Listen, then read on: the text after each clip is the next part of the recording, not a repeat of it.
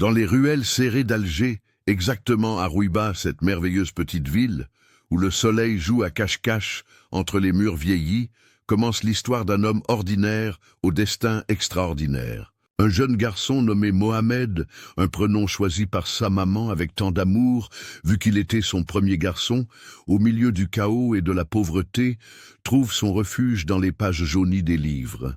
Dans une famille nombreuse où l'éducation était un luxe, il était l'exception.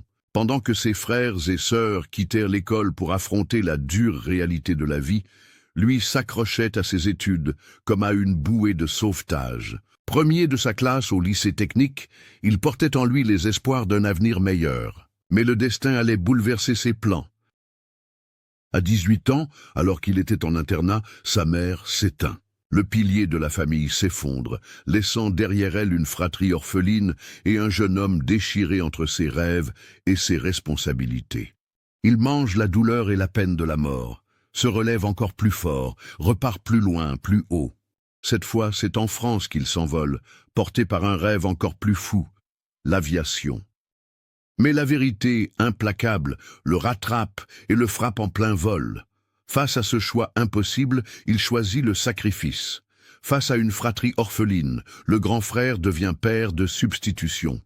Les rêves de conquérir le monde s'effacent devant l'urgence du quotidien. Les livres sont remplacés par le travail, les ambitions personnelles par le devoir familial. Une machine à coudre pour l'une, des frais de scolarité pour l'autre, un toit pour une troisième. Il devient le gardien des rêves de ses sœurs et de son petit frère. Les années passent, et ce qui semblait être un renoncement se transforme en une autre forme de réussite. Ses enfants grandissent et deviennent la meilleure version d'eux-mêmes. Ses sœurs prennent leur envol, chacune traçant son propre chemin.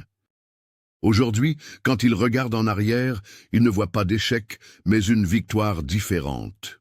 Sa réussite ne se mesure pas en diplôme ou en richesse, mais dans les sourires de ceux qu'il a aidés à s'élever. Car parfois, le plus grand accomplissement n'est pas de réaliser ses propres rêves, mais de permettre à ceux qu'on aime de réaliser les leurs. Mohamed, tu es venu au monde avec de lourdes responsabilités, mais sans aucune instruction. Pourtant, tu as réussi ta quête, et aujourd'hui, ta mission est accomplie et ton histoire mérite d'être racontée et admirée par tout le monde. Bravo!